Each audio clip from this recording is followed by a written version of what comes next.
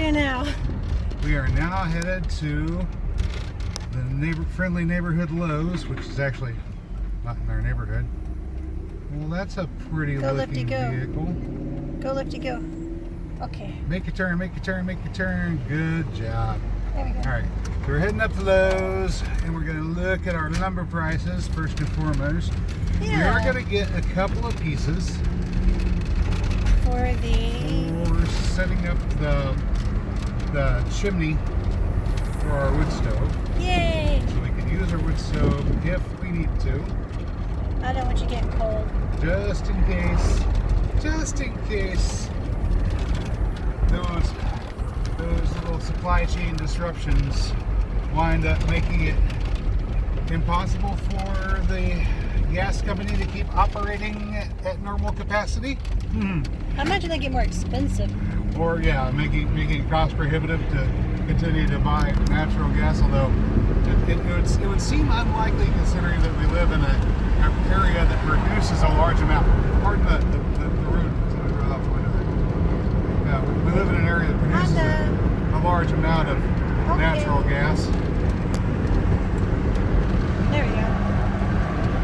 I was watching. I think it's my window that makes all the noise. We haven't got around to putting AC in the truck because, anyway, our windows work. like Mom's car. Jeez.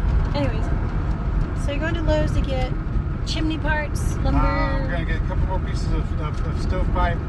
We've got 3.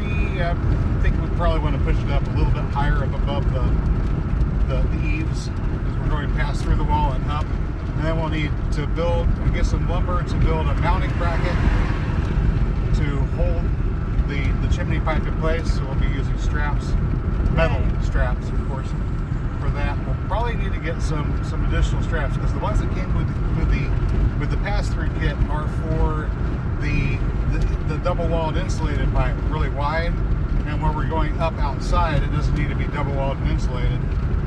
So we'll need regular stovepipe straps for those.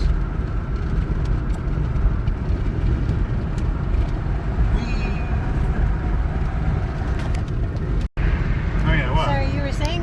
Oh yeah. And also, while we're up there, and this is only if the lumber prices are reasonable, then we might get some of the wood that we need to build the arbor that will go over the patio area. That'll be fun. Shade. Maybe something will start growing around there. Well, that spot, once we've got the arbor built, I'll put some Scuppernong grapes in. Those will be the bronze colored. They're akin to muscadines. They're native to North America.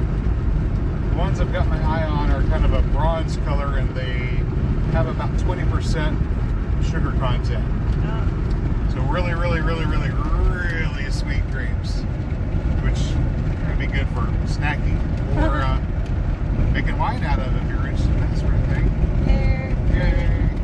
You won a lot of berries, aren't you? Fish appear nicely with fish. Oh yeah, that'd be nice. There's a river and a creek nearby. Huh? There's a river and a creek nearby. There's a river and a creek nearby, and I'm planning on installing ponds with our very own supply of fresh fish. So, Fire truck. small ponds. There's a fire truck ahead. Don't catch up to it. Yeah. You might be going to the scene of the crash. Only 4 or 5 foot deep. Not too deep. Not too deep. Very crazy. Deep enough that the bottoms won't freeze during the winter. At least, not our winters. We get intensely cold for maybe a month at a time, and then it's over. It's not like a... Not enough to freeze the lake over, obviously, but for a small, maybe 2 foot deep pond, you might occasionally get frozen all the way to the bottom.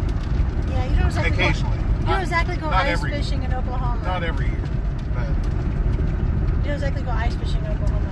Well, I recall when I was a kid, my grandmother had, these were about 3 by 3 by 3 ponds. So 3 of them, so each one was a cubic yard. That she let overflow one pond into the next pond, into the next pond, into the next pond. She kept goldfish in them. And let's see, guess they left that property in the 70s, and then no, 60s, late 60s, and then in the late 70s we came back to it. Yep.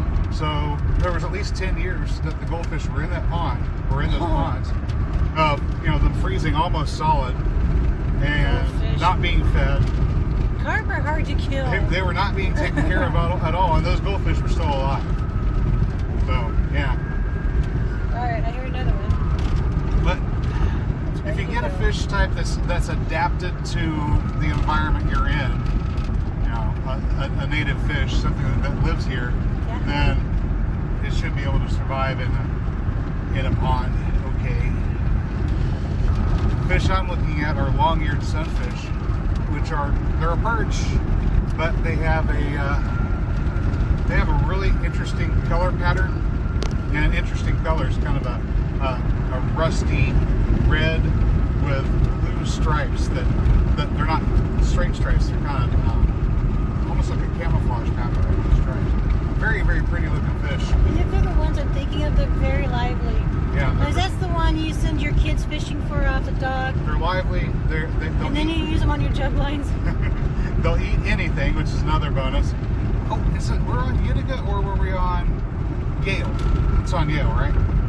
I don't know. Okay. Want me to Google it? I think it's on Yale. No, I'm pretty sure it's on Yale. Yeah, Alright. it's on Yale. Anyways, Anyways. so the goldfish are still alive after 10 years. You're talking about Yeah. a No, these sunnier fish. long-eared sunfish have long bodies, so they're great for Very cool. putting in your pan. I think this guy's gonna go ahead. This should take us out. We're avoiding turns. Oh my gosh. You know what? We were trying to avoid making a left turn. Let's hope that stays in there. Well, trying to avoid taking a left turn across traffic, which would require a bunch of acceleration and turning hard, which would possibly cause. Why is that box setting up on the end? I thought I had it laying down. I set it up on the end. Oh, it's gonna fall over.